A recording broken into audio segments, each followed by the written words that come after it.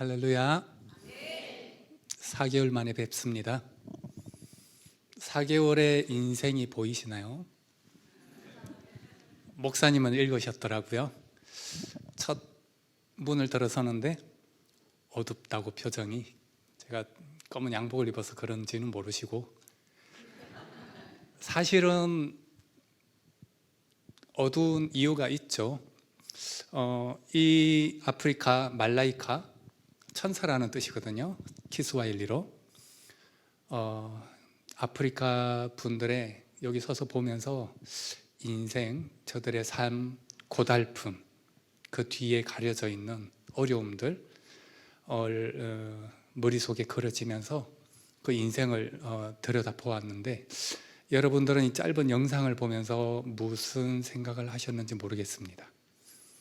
짧은 만남 속에서 그 사람의 얼굴을 통해서 인생을 볼 수 있는, 저에게 읽었던 그 어두운 면,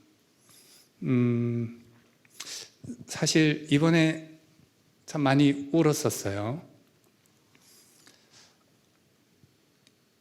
11월 말에 이제 둘째랑 한국을 입국을 했습니다. 다음 날 바로 구미 저희 어머니 집을 방문을 했는데 문이 다 잠겨 있는 거예요. 그래서 창문이 열리는 쪽을 통해서 들어갔더니 저희 어머니가 화장실에 쓰러져 있는 거예요. 그 화요일 날 조카랑 통화를 하면서 복지관에서 목욕을 시켜주지 않느냐 문의를 했대요. 그리고 혼자서 샤워하다가 나오면서 쓰러져서, 제가 화, 수, 목, 금, 토요일 날 그 집을 방문했거든요. 그러니까 5일 동안 그 차가운 바닥에 아무것도 걸치지 않고 쓰러져서 뇌출혈을 앓고, 그 심지어 여기 엉덩이 두 군데에 욕창이 생길 정도로 그 물기가 있고 차가운 바닥에, 지금도 구미 순천향병원에 누워 계시거든요. 그 산소 포화도가 낮아서 일반 병실로 나왔다가 다시 또 중환자실 들어가고, 어제 그 얼굴을 뵙고 왔는데,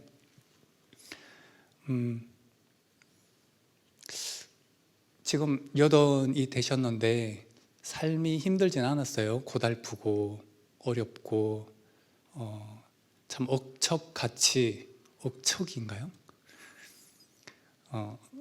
살아내셨죠, 그 삶을. 그래서 그전에는 일찍 가시는 것도 괜찮지 않나 생각했는데, 막상 현실로 저에게 닥치니까 그 삶에 또 저에게 있던 그런 관계성 때문에 많이 울고, 그것이 얼굴을 통해서 보여지고,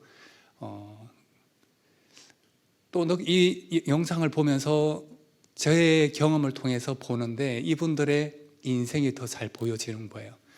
그러니까 사람의 경험이라는 게 그 상대방을 읽을 수 있는 또 경험이 되는구나, 하나의 또 길이 열려지고 견문이 넓어지는구나 라는 생각도 들면서, 제 어머니의 그런 모습을 이제 저 혼자 본 게 아니라 둘째 요한이가 같이 가서 같이 봤거든요. 그래서 마음에 좀 부담감이나 어려움이 있지 않을까, 요한이 좀 어땠어? 마음이 어때? 그랬더니 오히려 천국이라는 곳이 있으니까, 여기서 힘든 것보다 천국에서 더 좋은 곳이 있으니까 나는 괜찮다고 그렇게 말은 하더라고요. 그래서 요한이의 말이 당연한 말이지만 그 둘째가 참 기특하기도 하고, 그렇게 찾아갔을 때 또 저희 어머니가 그러더라고요. 중환자실에 요즘 코로나 때문에 잘 안 들여보내주는데 이제 보호자 가끔 이렇게 요청하면 들어갈 수가 있어요. 그래 들어가서 대면을 하고, 뇌출혈 때문에 하반신은 마비가 되었고, 이제 말도 처음엔 살짝 어눌했어요. 그때 하시는 말씀이 인생은 고난이다. 그리고 한성국 육체장막 사랑해, 그러시는 거예요. 그 외에는 다른 말씀은 없으셨는데, 인생은 고난이고 그 고난을 통해서 서로를 또 존중하게 되고 사랑하게 되고 이해하게 되는 것 같습니다. 그래서 첫 올라오면서 또 여기 앉아서 볼 때 참 여러분들의 삶이 보이고 존경스럽고 존중하고 또 사랑한다고 이렇게 표현하고 싶었습니다. 네, 여러분들을 존중하고 사랑하고 또 존경합니다. 한 분 한 분 서로를 보면서 한번 인사 나누셔도 좋을 것 같아요. 그런 경험을 통해서 서로를 바라보면서 위로하고 사랑하고 존경하고 존중해 줄 수 있는, 지금 옆에 있는 이분들이 가장 소중하고 함께 있을 수 있는 이 시간이 가장 귀한 것 같습니다.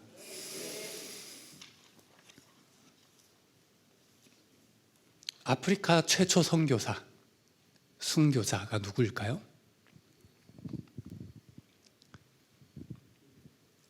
네? 마가. 네. 마가가 아프리카 최초 선교사이자 또 순교자입니다. 마가가 누구일까요? 마가의 다락방. 마가의 어머니는 참 부유했죠. 120명 이상의 성인이 수용되어질 수 있는 그 다락방을 소유하고 있는 부유한 가정에서 태어났어요. 그 다락방은 이후에 사도행전 12장 5절 말씀을 보면, 여기 이제 PPT 띄워주셔도 되는데, 이거 아니고요. 이건 처음만 보는 거고요. 프린트 아까 부탁한다고 첫 페이지 그냥 넣으시면 될 것 같아요.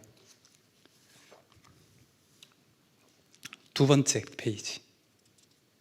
상한 갈대도 꺾지 아니하며 꺼져가는 심지를 끄지 아니하리니. 이 마가의 다락방은 사도행전 12장 5절 말씀에 이제 교회로 불리어집니다. 이 성경의 최초의 교회이죠. 그 정도로 믿음의 가정이었고 또 부유했고 귀하게 커왔어요. 목사님 처음 만났을 때 힘들었던, 어려웠던, 또 개척에서 얼마나 개척을 힘들게 해왔고 이 자리에 있기까지 과정들을 이제 저에게 또 여러 사람들에게 나누었고, 그 얘기를 들으면서 모두가 쉽진 않구나 라고 생각을 했어요. 사실 보이는 면으로만 보면 키도 크고 잘생겼고 왠지 부유해 보이고 믿음의 가정, 마가를 보면서 목사님이 많이 겹쳐지더라고요. 하지만 이 자체만으로 하나님께서는 사용하지 않으셨던 것 같습니다. 마가도 그렇고 모세도 그렇고, 모세도 40년간 왕궁에서 생활하고 특별한 교육을 받았지만 40년간 광야에서 생활하면서 어설러지는 그런 고난을 겪었잖아요. 그래서 40년간 사역을 하기 위해서 하나님이 불렀을 때 제가 뭐라고, 저는 아무것도 할 수 없다고, 겸손이 아니라 정말 삶을 통해서, 인생을 통해서 풍화작용에 의해서 삶의 어려운 고난을 통해서 내가 무엇인데 아무것도 할 줄 못합니다. 제가 말할 줄을 모릅니다. 그래서 사람을 붙여주고 그 이스라엘 백성들을 이끌어 나올 수 있는 리더자로 삼으셨지만, 결국 본인은 겸손함이 아니라 정말 삶의 처절함 속에서 나는 할 수 없다라는 고백을 하였고, 그런 사람을 하나님께서는 사용하셨고 준비됐다. 그러니까 내가 너를 사용할 거야. 그러니까 내가 너를 통하여서 나의 역사를, 히스토리, 히즈 스토리잖아요. 그의 역사를, 하나님의 역사를 만들어 갈 것이야. 우리가 살아있을 때, 내가 강할 때, 나라는 이름이 강할 때는 하나님의 이름이 드러날 수가 없잖아요. 내가 할 수 없다고 할 때 하나님께서 그 사람을 들어서 하나님의 영광을 위하여서 쓴다는 것이죠. 이 첫 페이지 열어보시면 하나님을 영화롭게, 인류를 행복하게, 시편을 읽다 보면 시편 전반적으로 이런 주제의 말씀이 나올 거예요. 이거는 그 후고요. 그 전에 들어주시면 하나님을 영화롭게 인류를 행복하게, 이 시편의 전반적인 중심 주제가 요걸로 흘러가는 것을 제가 볼 수가 있었거든요. 같이 한번 따라해 볼까요? 하나님을 영화롭게 인류를 행복하게. 이게 인생의, 다윗의, 솔로몬의, 우리 삶의 시편의, 여러분의 그런 인생 스토리에 그런 모토가 되어야 되지 않을까 싶습니다. 저희 선교지의 모토는 하나님을 영화롭게 인류를 행복하게. 티셔츠를 뽑아도 하나님을 영화롭게 인류를 행복하게. 저의 삶이, 우리 아이들의 삶이 하나님을 영화롭게 하는 삶. 또한 그 하나님을 영화롭게만 한다고 되는 것이 아니라 인류를 행복하게 할 수 있는. 제가 재미있는 얘기, 제 스토리를 한번 말씀드릴까요? 제가 20대 초 신학교를 다닐 때 택시 운전을 했어요. 택시 운전을 하려면 자격증을 따야 되잖아요. 자격증도 따고 훈련도 받고 뭐 테스트도 하고 그렇게 해서 이제 1주, 2주 지났는데 신학생이니까 얼마나 또 열정적이겠어요. 그래서 오는 사람들마다 복음을 전하고 뭐 찬양 틀어놓고 그렇게 했었죠. 한 번은 제가 서울 지리도 몰라요. 제가 이제 서울 사람 같지만 그 구미 고향이거든요. 말투 보면 이제 경상도 사투리가 별로 안 나오잖아요. 이쪽은 안 우시는데 다 받아들이시는 거, 웃으시는 분은 그래서 서울 지리도 잘 모르면서, 그때는 내비게이션도 없을 때예요. 그때 생각에 내비게이션이 있으면 참 좋겠다 그랬거든요, 제가. 20대 초에. 그래서 서울 지리도 모르면서 택시를 타고 손님들을 태우고 다니면서 복음을 전했던 거예요. 불광동에서 태웠는데 남서울 버스터미널을 가자는 거예요. 자, 이분한테 계속 이어가자면, 근데 택시를 몰고 가다 보니까 이게 이제 불광동이 지역이 어딘지도 모르고 당시에 정말 무식이 용감하다고 가다 보니까 지금 생각하면 중랑천이에요.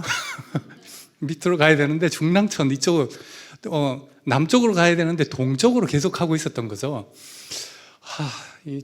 요금은 2만 원이 나왔는데 복음은 전했고 거의 예수님을 받아들인다고 이렇게 또 했는데 참 뭐 많은 생각이 오고 가는데 도저히 답이 안 나오는 거예요. 남서울 터미널을 어떻게 가야 되지?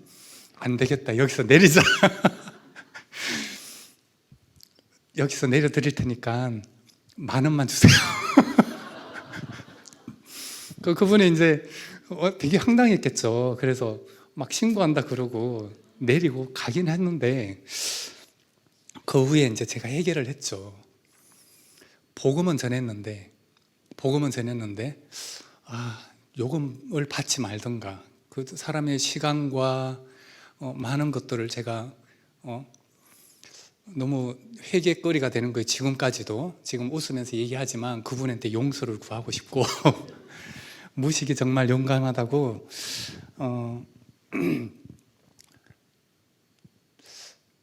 그러니까 복음을 전하는 열정은 좋은데요, 그 복음을 전함에 있어서 우리가 갖추어져야 할 기본적인 소양, 또 배경 지식 어느 정도 있어야지 그 위치적으로, 관계적으로 모든 것을 고려해 봐야 될 것 같아요. 지하철에서 이제 하나님이 역사하는 방향은 또 다르겠지만, 그렇게 해서도 하나님이 역사했을 수도 있지만, 제 개인적으로는 참 부끄럽기도 하고 우습기도 한 일화입니다. 그렇게 모세를 통하여서 하나님이 일을 하셨고 가라 뭉개어서 나는 할 수 없다고 할 때 하나님께서 그 사람을 쓰셨는데, 그 사람을 쓰시되 그 사람이 가지고 있던 40년의 배움의 역사를 배경으로 두셨고, 그리고 40년의 그런 겸손한 위치에 올려서 하나님이 쓰시기까지, 그리고 그 사람을 들어서 하나님의 영광을 나타내기까지. 그러니까 하나님이 들어서 쓰실 때는 그런 관리어지는 과정들이 있었던 것이죠. 이 마가도 마찬가지로 그런 과정들을 정말 본보기가 될 만큼 겪어갔던 사람들 중에 하나라고 볼 수 있는 것 같아요. 좋은 신앙과 환경, 신실한 어머니, 그런 유복한 과정에서 태어나서 신앙생활을 했고 나도 선교해 볼래, 하나님의 일을 해볼 거야, 그런 다짐을 했던 거죠. 나도 하나님의 일을, 목회를 하는 게, 선교를 하는 게 최고라고 생각했고 저도 그랬던 거고, 고등학교 때 헌신을 했던 이유가 중학교 때 꿈을 꾸고 선교의 꿈을 가지고 무작정 선교지로 가겠다, 무작정 복음만 전하겠다, 그런 마음이 있었던 것이죠. 마가도 그런 선교 1차, 바울의 1차 선교 여행에 동참을 했습니다. 그런 열정을 가지고. 구브로를 지나 밤빌리아의 버가에서 겪은 어려움을 겪으며, 굉장히 덥잖아요, 그쪽 지역이. 건조하고 덥고 땀도 날 것이고 전염병도 있고, 그리고 터키 중앙고원 지형, 그 험하고 황량하고 또한 산적들이 출몰한다는 소식도 들렸어요.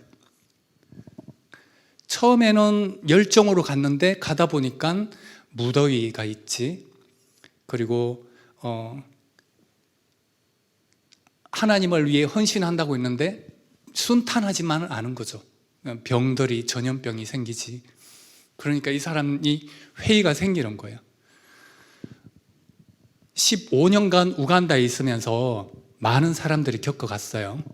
초창기에 이제 제가 처음 갔을 때 오신 분들은 삶이 참 힘들었어요. 저가 지금은 이제 집도 있고 나무도 많이 심고 사람이 살만해졌거든요. 쉼이 있어요. 쉴 수가 있어요. 처음에는 허허벌판에 정말 뜨거운, 여러분들 이제 2월에 33명의 하나님의 용사가 되어서 우간다 땅을 밟으실 텐데 덥거든요. 황량하고 발을 이렇게 디디면 먼지가 싹 올라와요. 그 정도로 비도 오지 않고 더운 곳이에요. 초창기에는 쉴 곳이 없이 나무 한 그루 있는 곳에 잠깐 쉬면서 지옥 같았어요. 그래서 같이 일하는 청년들에게 지난번에도 말씀드렸지만 어떻게 살아가냐, 대단하다, 나는 여기서 못 살겠다, 이런 고백을 할 정도로. 그래서 저뿐만 아니라 한국에서 왔던 많은 사람들이 정신줄을 놓았어요. 기억하실지 모르겠는데 의사 공부하시는 분이 왔다가 정신줄을 놓고 도로변에 신발을 내팽개 쳐놓고 가지런히 사라진 거예요. 그래서 들판을 찾고 찾아서 그분을 데리고 와서 커피 속에 수면제를 태워서 캄팔라를 데려가고 끌고 이제 한국 가지고 데려왔던. 안 간대요. 저기 어디 가야 된대. 정신줄을 놓아버렸죠. 전도사님이었던 그분이 이제 목사님이 되셨는데 말라리아가 왔어요. 그래서 그 말라리아 세알을 세암일과 나눠서 먹어야 되는데 한 번에 다 털어놓고 사라졌어요. 캄팔라를 간 거죠. 또 그전에는 신방을 갔다 왔는데 칼을 갈고 있는 거예요. 누가 날 보고 비웃었다고, 전도사님이. 그렇게 칼을 가는 이유는 아시겠죠? 그러니까 삶이 순탄치만 않는 거예요. 정신줄을 놓아버릴 정도로. 우리가 생각하는 그 상식을 벗어날 수도 있어요. 도둑도 있고 좀도둑들, 별의별 일이 다 있어요. 어떤 선교사님은 신발을 잃어버려서 새 신발을 사면 중국제이기 때문에 한 달을 채 못 넘기고 다 떨어지거든요. 그래서 중고 마켓 가서 사요. 거기 가서 신발을 보고 있는데 자기 신발이 거기 있는 거예요. 그래서 그 신발을 사와요. 제가 실제 겪었던 일은 이제 캄팔라에 선교사님 집에서 이제 그 집이 이제 시골이니까 거기 차를 대놓고 있는데 우리 집이랑 저쪽 언덕에 있는 선교사님 집이 털렸어요. 제 차도 털리고 그 차도 털리고. 일단 마침 이제 우리는 보험이 들어 있었거든요. 그래서 공장에 넣었죠, 2대를. 그래서 넣었는데 그 앞에 라디오 이거 본넷 이게 다 없어진 거예요. 예. 그래서 이제 그분은 안 왔지만 저는 봐야지 정품을 넣으니까 가서 지켜보고 있었어요. 그래서 이제 부품을 가지고 왔어요. 이 사람들이 가서 보는데 제가 이제 거기 부품에 표시가 이 상처가 있는 걸 알거든요. 제 거를 가져온 거예요. 정확하게 제 거예요. 이거는 그 선교사님 거예요. 제가 이제 그 차를 또 알거든요. 그래서 이제 요거는 상처가 없으니까 요거 여기 넣고 요거 여기 넣어라.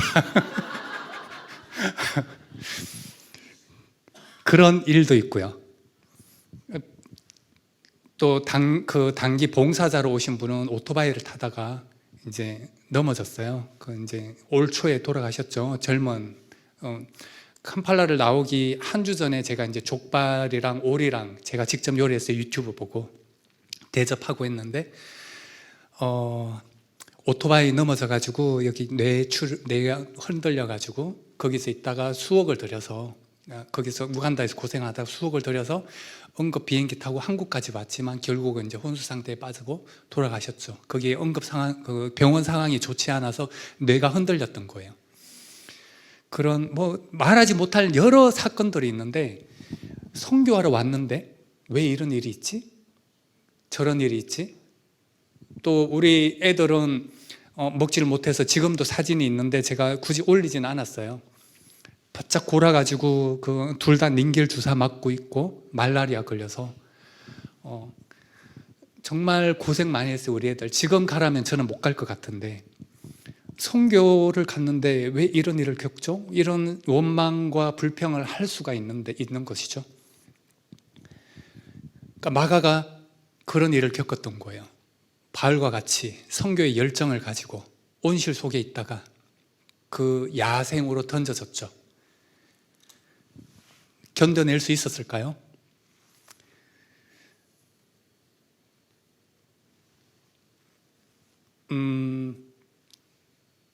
결국은 포기하고 중도 하차했습니다. 마가는 첫 번째 전도 여행에서. 그래서 바울의 눈밖에 났어요. 바울은 이제 성격이 있으니까 눈밖에 났고, 그리고 이제 1차 전도 여행이 끝나고 안디옥 교회에서 선교 보고를 했어요. 바나바와 바울이 선교 보고를 할 때 그 자리에 마가도 있었고 또다시 열정이 불타올라서 나도 가고 싶다고 동행하고 싶다고 했는데 바울이 노했어요. 그래서 바나바와 바울은 싸움을 하고 막 싸웠죠. 그렇게 친하던 사람이 마가라는 그런 사람 때문에 친척이라고 추측을 하더라고요. 바나바랑 마가는. 그래서 각자 다른 길을 통하여서 선교 사역을 가고 바울은 2차 여행을 가고 그런 일을 겪었습니다. 오늘 말씀에 이제 사실 상한 갈 때도 꺾지 아니하며 꺼져가는 심지를 다음 장 보시면 끄지 아니하리니라는 말씀을 사실 이번에 3번, 4번 바뀌었어요. 그래서 아까 전에 처음 읽었던 그 말씀은 이제 마지막 말씀 부분에 나올 거고 상한 갈 때도 꺾지 아니하며 꺼져가는 심지를 끄지 아니하니. 그러니까 그 마가의 과정, 모세의 과정, 저라는 사람의 과정, 그리고 부부지간에 자녀들 간의 그 과정이라는 거죠. 결과가 아니잖아요. 불만보다는 감사로, 은혜로 이해하고 배려하고 기다려줄 수 있으면 좋지 않을까. 과정 중에 있으니까. 마가가 그렇다고 결론을 내버리고 바울이 보지 않았다면 그냥 인간관계에서 그렇게 그냥 끝낼 수도 있는 거잖아요. 근데 그 마가가 그렇게 끝났다면, 그게 결론이었다면 마가는 그렇게 그저 그런 신앙생활을 해 갔을 거예요. 그저 그런 신앙생활을, 그렇게 인간은 과정 속에 있을 수 있다는 것을 아시고 기다려주고 기도하고 배려하고 이해하고 존중하고 사랑하고 존경해 줄 수 있는 우리가 되면 좋겠다. 그래서 다시 한번 옆에 사람을 보고 사랑합니다, 존경합니다, 얼굴 보시고 과정 중에 있으시군요 해보세요. 결론이 아니라 다행입니다. 과정 중에 있다는 것. 상한 갈 때도 꺾지 않으시고 꺼져가는 심지를 끄지 아니하시는 하나님, 기다리시는 하나님. 하나님은 인격적이신 분이세요.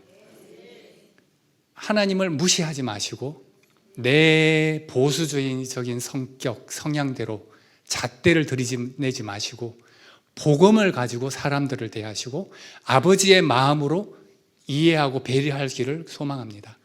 아버지의 마음으로. 권사님 경상도 아주 앞에 한 번도 안 보고 여기 아까 전에 찬양 되게 경상도의 보수적인 저는 서울 사람이거든요. 경상도 사람 되게 보수적이에요. 그 성향이 되게 잘 안 바뀌고 화가 나 있는 것 같고 급하고 실용주의적이고 발음도 보면 그냥 빨리 팍팍팍 하니까 발음이 정확하지가 않아요. 저도 성격 되게 급하거든요. 아까 전에 회의를 하는데 선물을 증정이잖아요. 선물을 증정한다 그랬는데 제가 나도 모르게 정정한다 뭐 이렇게 돼버린 거예요. 경상도 사람이 성격이 급하고 실용주의적이고 빠르고 성과는 잘 내지만 장단점이 있는 거예요.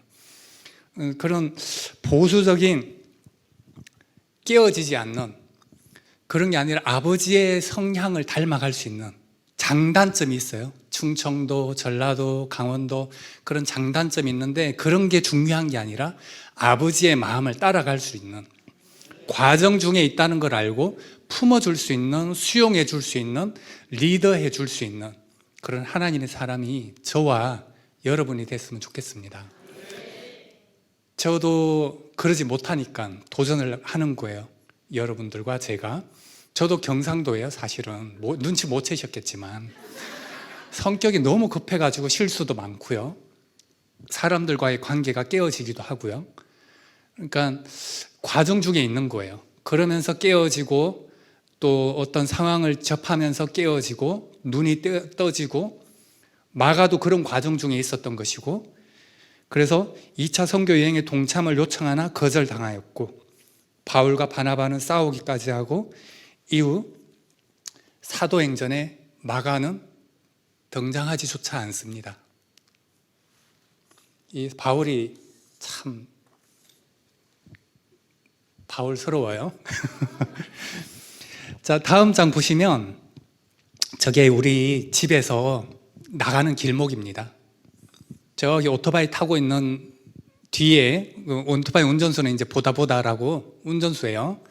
그 뒤에 이제 자매가 타고 있어요. 26살 자매. 지금 33살인데 여기서 3년간 봉사를 했어요. 지금 오토바이 타고 아주만이라는 그 난민 지역 남수단 전쟁 막 초기에 우리가 들어가서 이제 학교를 개척하고 거기서 복음도 전하고 했거든요. 그때 가서 이제 그 털을 닦기 위해서 오토바이 타고 나가는 거예요. 그러니까 그 소외된 지역, 코너 구석진 지역, 그 지역에 예수님을 알게 하기 위해서 저렇게 갈 수 있는 열정이 우리에게 불타고 있는지 의문을 퀘스천 마크를 한번 달아봅니다.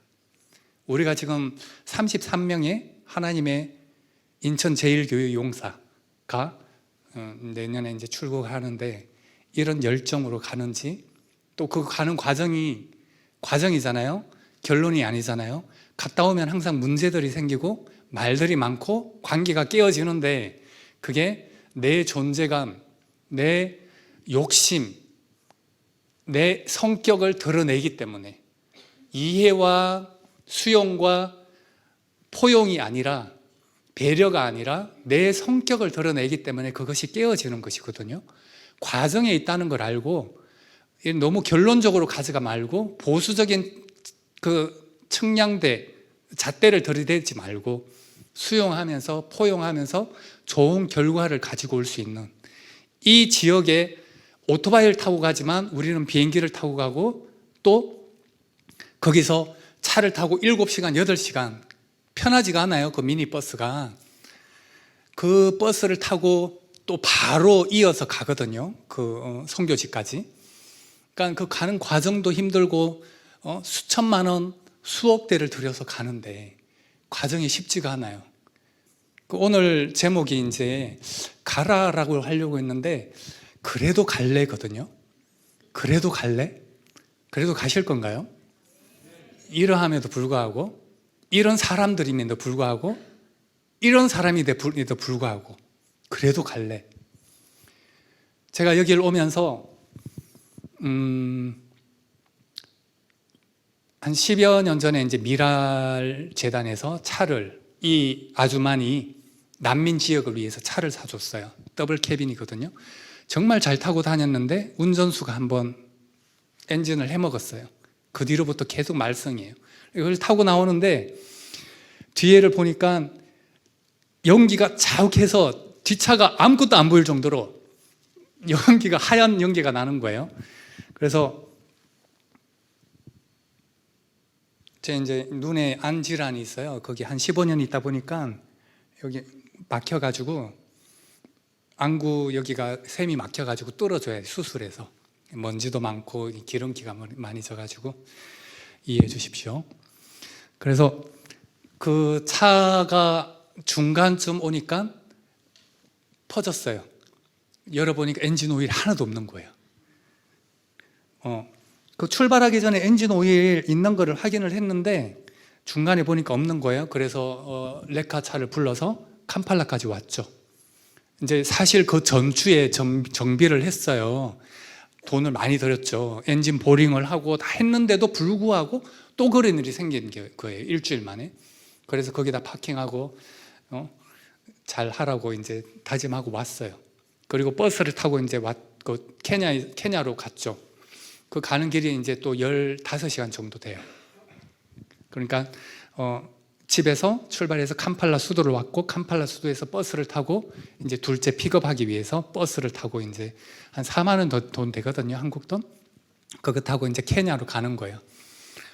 찬양을 들으면서 말씀을 준비하면서 머리가 너무 맑은 거예요. 보통은 너무 힘들고 머리도 아프고 그런데 그날은 너무 맑고 산뜻한 마음으로, 이제 엔진은 그렇게 퍼졌고 차도 퍼졌지만 그렇게 요한이를 픽업하고 먼 길을 지나서 한국에 왔습니다.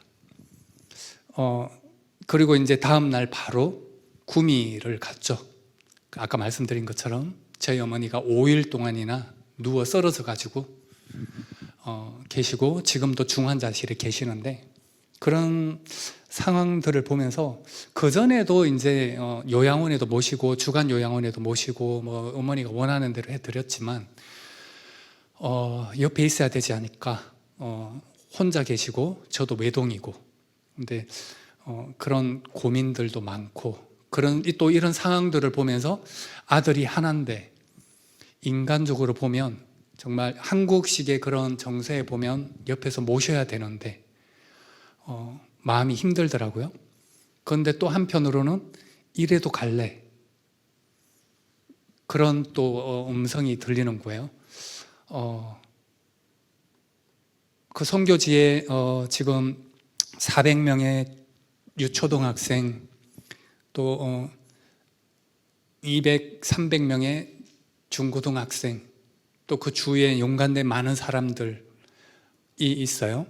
그 비전을 중학교 때, 고등학교 때 환상을 통해서, 꿈을 통해서 아프리카를 보여주셨잖아요. 하나님의 꿈이 나의 비전이 되고 그렇게 되어진 거예요. 저의 삶은.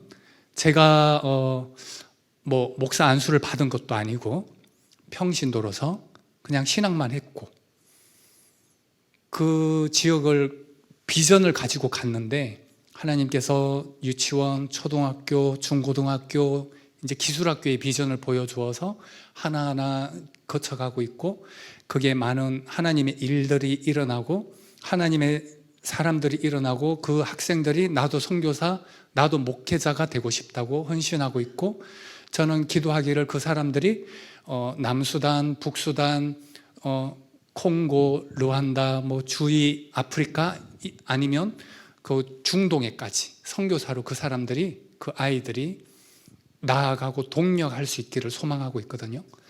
그러니까 그런 하나님의 꿈, 비전이 나를 통해서, 많은 사람들을 통해서 이루어져 가고 있는데, 제 주위에는 이런 일들이 일어나고 있는 거예요.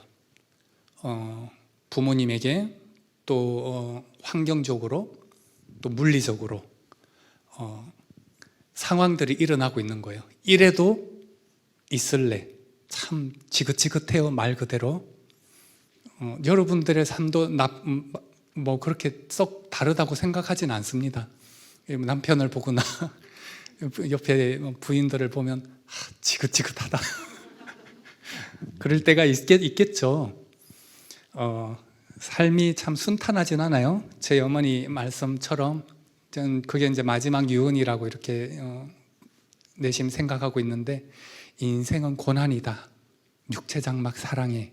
그거를 유언이라고 생각하고 있는데, 인생이 쉽진 않아요. 지긋지긋하고, 그 중에 하나님의 복음을 받아들이고 감사하고 삶을 누리고 하는데, 그 중에 하나님의 꿈을 비전으로 받아들여서 살아가고 있는지. 지난 말씀 기억하시나요? 오라. 하나님의 음성을 듣고 왔는데 이제는 아브라함과 같이, 목사님 아브라함 계속 주제 이어서 가잖아요. 가라라는 말씀 저도 들었거든요. 그렇게 갈 수 있는지, 이래도 갈래? 할 때 순종하실 수 있을지, 이래도 교회 갈래? 저는 어릴 때 성경책, 찢어진 성경책 주워온다고 저희 아버지가 우산으로 제 등을 쳐 때렸어요. 이렇게. 그래도 교회 갈래? 그래도 신앙을 유지하실 수 있을까요? 네, 여러분들이 다 잘 아실 거고, 우리의 신앙은, 우리의 믿음은 이런 것인 줄로 확신하고 있을 줄 믿습니다. 인생은 또 어떤 것인지 다 잘 아시잖아요. 저보다 더 많이 경험해 보신 분도 있고, 어리지만 저보다 더 통찰하신 분도 있고, 인생은 쉽지 않고 인생은 고난이다라는 걸 누구보다 잘 아실 거예요. 그 인생 속에서, 우리네 인생 속에서 정말 하나님을 경험하고 그 속에서 하나님의 영광을 드러낼 수 있는, 비전을 가지고 살아갈 수 있는 하나님의 사람, 이래도 믿을래라는 신앙, 인생의 꽃을 피울 수 있는 우리가 되기를 소망합니다. 저는 참 이 교회를 볼 때 꽃을 피우고 있다라는 생각이 들어요. 말씀을 들으면 이제 스킵하거나 뭐 이렇게 그냥 조금 듣다가 말거나 그러는데, 인천제일교회 설교를 들으면 스킵하지 않고 다 듣거든요. 그러니까 버릴 말씀이 없어요. 그래서 여러분들 얼굴을 볼 때도 참 꽃이 펴 있는 것 같고, 그런 하나님의 꿈이 여러분들 삶 속에, 그 마음 속에 비전으로 자리 잡아서 정말 그 삶 속에 선교적인 삶을 이루어 가시고 있지 않은가라는 생각을 하고 있고, 말씀을 보면서 또 이 교회를 영상을 통해서 볼 때 참 본이 되는, 처음에 봤을 때는 참 바른 외모, 바른 삶을 살았다, 이런 제가 말씀을 드렸었어요. 근데 지금 왔을 때는 전혀 그런 생각을 안 했어요. 뭐 외모적으로도 뭐 저도 근데 이렇게 바른 교회의 모습, 바른 신앙의 모습이 참 본이 되고, 그 말씀을 들을 때 스킵할 것이 없고 다 올바른 말씀을 듣고 있으니까 이 말씀을 경청하고 삶 속에서 꽃을 피우고 비전으로서 자리 잡아서 학교에서, 직장에서, 사회에서 그런 하나님의 영광을 드러내는 그런 삶을 살아내고 있지 않는가. 지긋지긋할지라도, 정말 힘들지라도, 포기하고 싶을지라도, 차가 퍼지고 연기가 그렇게 나고 내 신발 중고마켓 가니까 거기 가 있어서 거기 사고 그런 인생이고 그런 삶일지라도, 그런 누군가의, 내 가족의 어떤 일원이 나에 속해 있다 할지라도 하나님께서는 우리에게 비전을 주셨고, 그 비전을 이루기 위해서 우리는 이 자리에 서 있고 또한 나아갈 것이고, 그 우간다의 학생들을, 우리 우간다의 사람들을 품으면서 가야 되지 않나라는 생각을 합니다. 오늘 말씀 아까 전에 우리가 읽었죠. 우는 자와 함께 울라. 그런 상황들을 보면서 나는 저 학생들을, 저 우간다 주민들을 보면서 얼마나 함께 울었던가, 얼마나 같이 슬퍼했던가, 지긋지긋하다라고 표현만 했지 얼마나 품어주었던가 라는 회개를 하고 되돌아보게 되었어요. 여기 한국에서의 저희 어머니의 상황과 그런 일련의 사건들을 보면서 우간다를 다시 한번 보게 되었고, 그래, 우는 자들과 함께 울어야 하는 게 나의 사명인데 지금 내가 소홀했구나 라는 다시 그런 생각을 가졌어요. 여러분들의 지긋지긋함은 무엇인가요? 여러분들이 볼 때 울고 있는 사람은 누구인가요? 내 이웃이 될 수도 있고, 내 가족일 수도 있고, 내 직장인 누군가일 수도 있어요. 나의 걸림돌, 장애, 그 돌뿌리가 될 수도 있고, 그것들이 무엇일지 보시고 그 돌뿌리와 함께 울어줄 수 있는, 기도해 줄 수 있는, 정말 눈물 적시며 그 사람들을 위해서 품어줄 수 있는 그런 하나님의 사람들이 저와 여러분이 되기를 간절히 소망해 봅니다. 저렇게 달려갈 수 있는, 저 이 3.4km 오프로드, 그때는 도로 안 깔려 있었거든요.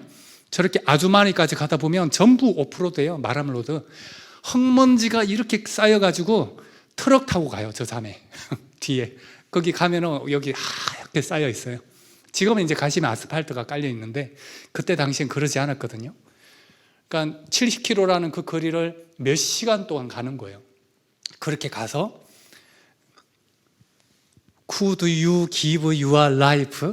이렇게 하면 웃으시겠죠, 목사님? Could you give your life for making Jesus known? 하나님 예수님을 알게 하기 위해서 갈 수 있겠냐요? 여러분들에게 질문하는 겁니다. 저런 낙후된 지역에 33명이 오시는데 여러분들도 갔다가 오시는 거예요. 선교의 현장으로 다시 오시는 거예요. 거기 가서 절대적 빈곤과 절대적 어려움 속에 있는 사람들, 어떻게 그 절대적 상황 속에서 신앙을 지키고 살아가는 것을 보고 상대적 신앙, 상대적 빈곤 속에서 우리가 견딜 수 있는 힘을 얻어서 올 수 있기를 소망해 봅니다. 절대적보다 상대적이 지키기가 힘든 것 같아요. 자꾸 비교가 되니까. 특히 한국의 유교 문화 속에서는 비교가 되어서, 우리 첫째가 아까 2시간, 3시간 하셔도 된다 그랬는데 다 동의하시는 반가요? 사랑이가 우간다에서 케냐에서 공부를 했는데 한동대를 가서 느끼는 바가, 한국 학생들은 너무 똑같다. 옷도 새까맣게, 스타일도 똑같고, 생각하는 것도 똑같고, 계획할 줄 모르고, 엄마 아빠가 지도 편달해 주는 대로 그냥 따라가고. 근데 사랑이는 다 하고 있는데 이제 너 이런 것도 해? 막 그렇게 하고. 그러니까 이 다른 거예요. 문화가 이미 커온. 그러니까 한국의 이런 유교 문화라든지 누군가 하나 하면 다 같이 따라가게 되고, 또 이게 다른 조금 차별이 있으면 왜 그래? 손가락질하고, 너는 못 살고, 이렇게 나는 잘 살고, 이렇게 구분하고, 이런 문화, 그런 문화가 참 상대적으로 이렇게 힘들게 만들고, 그게 바로 세계에서 제일 우울증 지수가 높은 나라로 만들지 않았나 싶습니다. 사실 따지고 보면 한국이 정말 잘 살고 가진 게 많거든요. 그렇게 어렵게 우간다에서 거쳐서 한국에 왔어요. 그래서 제가 차를 한 대 사뒀어요. 한국에 베델의 이름으로. 그게 2010년식인가 그 SM5예요. 그래서 이제 그 차를 타고 집으로 가는데 너무 편한 거예요. 이렇게 정숙하고 깨끗하고 따뜻한 공기가 나오면서 편안할 수가 없는 거예요. 차도 밖에 외관도 너무 깨끗한 거예요. 물론 스크래치가 있고 막 그러죠. 제가 말씀드리는 기준은 다릅니다. 근데 이제 아까 전에 목사님 식사 대접을 한다고 아주 좋은 곳에 이렇게 너무 배불리 먹었는데, 가니까 말씀은 안 드렸지만 차들이 다 세핑한 거 너무 막 근데 그게 전혀 부럽지가 않는 거예요. 제가 첫 차를 타고 오는데 너무 감격스러웠습니다. 여러분이 감격을 아시나요? 그래서 우간다에 가셔서 더욱 감사할 수 있는, 갔다 와서 더욱 감사하고 만족해야 할 수 있는, 그래서 비교하지 않고 또 비교당하지 않고 하나님과 나와의 관계가 바로 서서 하나님과의 나와의 관계성만 보고 그렇게 비전을 품고 내 가족을 바라볼 수 있고 모든 것을 조화롭게 이어갈 수 있는 저와 여러분이 될 수 있으면 좋겠습니다. 그래서 그 33명의 뿐만이 아니라 돌아와서 모든 교인들이 정말 선교적으로 이 모든 지역 구석구석에 들어가서 정말 품어줄 수 있고 사랑해 줄 수 있고 그 차별화된 보수적인 관념을 깨뜨려 버리고 정말 다양성을 존중해주고 인정해주고 사랑해주고 품어줄 수 있는 우리가 될 수 있으면 좋겠습니다. 바울은 처음엔 버렸어요, 마가를. 그 뒤로 다시는 등장하지 않았어요. 사도행전에는. 그래서 바나바의 도움과 기대로 마가는 훌륭한 사역자가 되어갑니다. 조언해주고 기다려주고 배려해주고. 골로새서 4장 10절 보시면 완전한 사역자가 되어진 마가의 모습을 볼 수가 있습니다. 베드로와도 멀지 않은 관계였거든요. 베드로는 사실 좀 즉흥적이고 이렇게 장단점이 있지만 이 마가가 그것을 보완해 주었어요. 통역하면서 책도 이 마가복음서에 보면 아주 구체적으로 잘 나와 있거든요. 그러니까 바울의 마가는 그랬었지만 근데 바울이 순교하기 직전에 언급한 바는 다릅니다. 디모데후서 4장 11절 이 편지에 바울 선교사가 디모데후서 4장 11절에 보면 마가를 데리고 오라. 저가 나의 일에 유익하니라. 무익한 존재라 여겼지만 이제는 유익한 존재로 변화되었어요. 모세가 그러했지만 하나님의 쓰임받는 사람이 되었던 거예요. 우리가 그러했지만 이러할 수 있는 그 전환점이 있기를 바라고 함부로 판단하지 않고 여러분의 자녀들을 쉽게 판단하지 마시고 이래라 저래라 가르치지 말고 그 아이를 존중해 줄 수 있으면 좋겠습니다. 첫째의 교육 방법이 다르고 셋째의 교육 방법이 다르거든요. 그러니까 지금 저도 과정 중에 있어서 처음이랑 지금이랑 달라요. 그래서 사랑이한테 미안하다고 고백도 했고 지금도 그 옛 습성이 남아가지고 미안하다고 해야 될 일이 있지만 최대한 존중해 주려고 노력하고 있습니다.